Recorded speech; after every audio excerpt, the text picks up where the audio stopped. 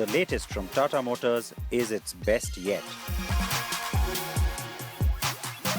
I remember saying the same for the Aria and the Zest, but it rings truer today than ever before.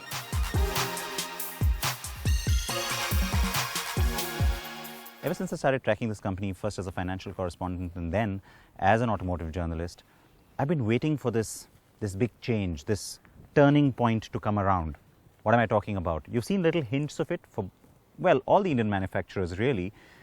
The two-wheeler manufacturers have achieved some of that a little bit quicker. Mahindra and Tata, we've been waiting for it to happen. What is it?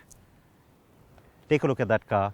It looks like a contemporary global product. It doesn't look like you're trying to somehow compensate a certain fault or a certain shortcoming by saying, oh look, we had to do this because.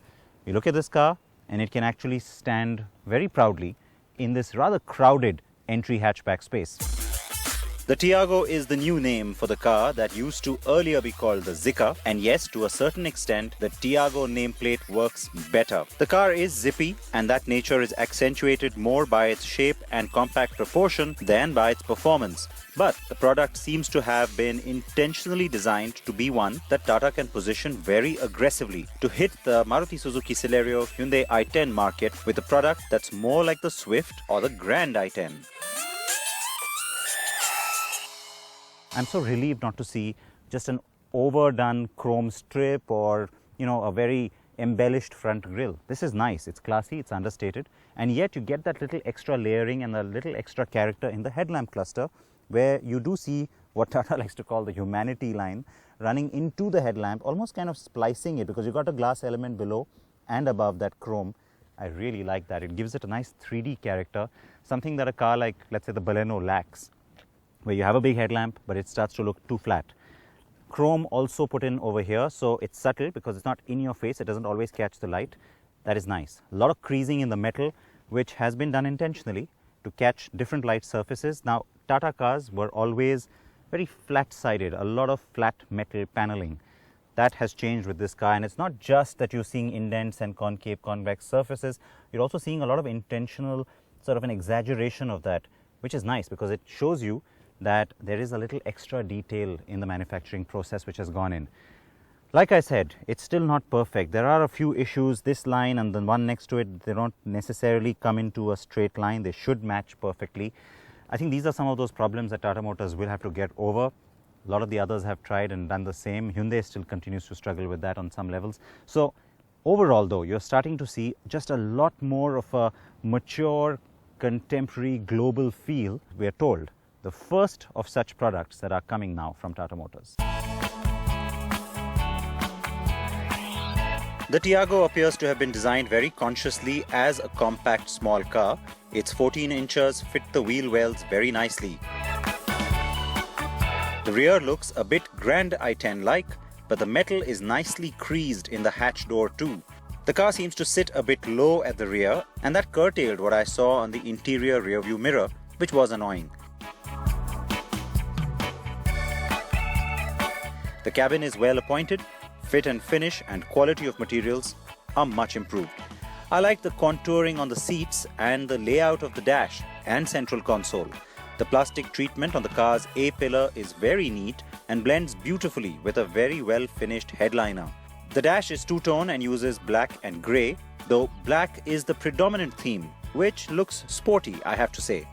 The AC vents are well designed on the Tiago, and the side vents protrude to offer better airflow to the front passengers, and it also gives us a new design element as Tata has used outside body color on them. Now that's only on the top end variants, and it's only on the orange and red car. The rest get a piano black treatment, which is also upmarket.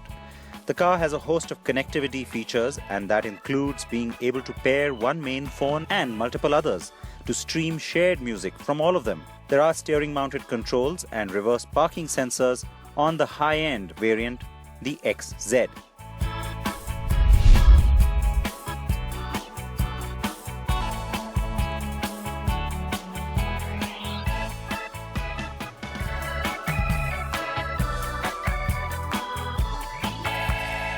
Yes, it's a noisy little thing, but that's a conscious decision Tata Motors has taken to opt for a 3-cylinder unit instead of the regular 4-cylinder, both on diesel and petrol. And you know what? I've been talking about it. It's a familiar refrain right through this entire review about frugality and aggressive pricing that's expected. Well, good cost of running also plays into that entire argument, and so I expect that we will get very aggressive mileage figures as well from Tata when it does decide to share those with us. Now, Tata could have very easily, from even a cost perspective, gone ahead and put in the same 1.2 litre unit that already powers the Zest and the Bolt. But I'm very glad that it's gone with the 3-pot, not just for the reasons that are important to the company that I've stated already, but because it's a different performance characteristic that I'm getting on this engine, completely different to what I saw on the Revitron, on the Bolt and the Zest. Now, a lot of that has gone away. The work that's been put into this new Revitron unit certainly shows.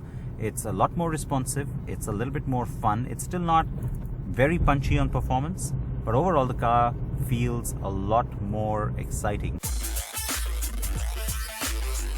So the Tiago isn't quite as zippy as I'd like, but it's maneuverable and boasts very good ride quality. The handling is also much better than other Tata cars, and overall, this car works. Tata has hinted that there will be an AMT variant that comes later in 2016. But for now, I'm happy with the 5-speed manual. Yes, I've switched cars.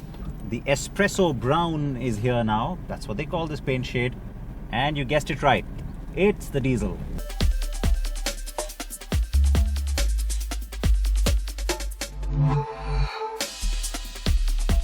There is a completely different character right away.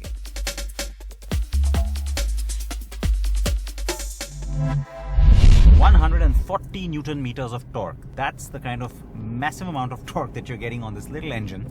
And it kicks in nice and low. And that's the big differentiator between this car when it comes to the petrol and the diesel versions. Now, of course, petrol engines in general do deliver a little less torque than diesel engines. Typically, that's always true. So, what a surprise, what I'm saying. But in this case in particular, it just changes the character completely.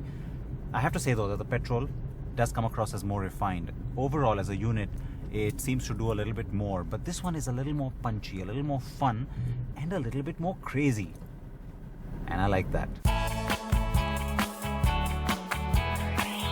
The diesel is definitely noisier, but almost in a good way, with a good amount of vroom that's kind of enjoyable. The extra weight up front adds to the handling, and I will have to say that despite the raspy, slightly harsh nature of the engine, I do like the diesel Tiago more than the petrol. The Tiago is launching at the end of March. I expect prices for the petrol to start at 3,65,000 rupees and the diesel at about 4,35,000. But fully loaded variants will go up to, well, 5 lakh rupees, of course.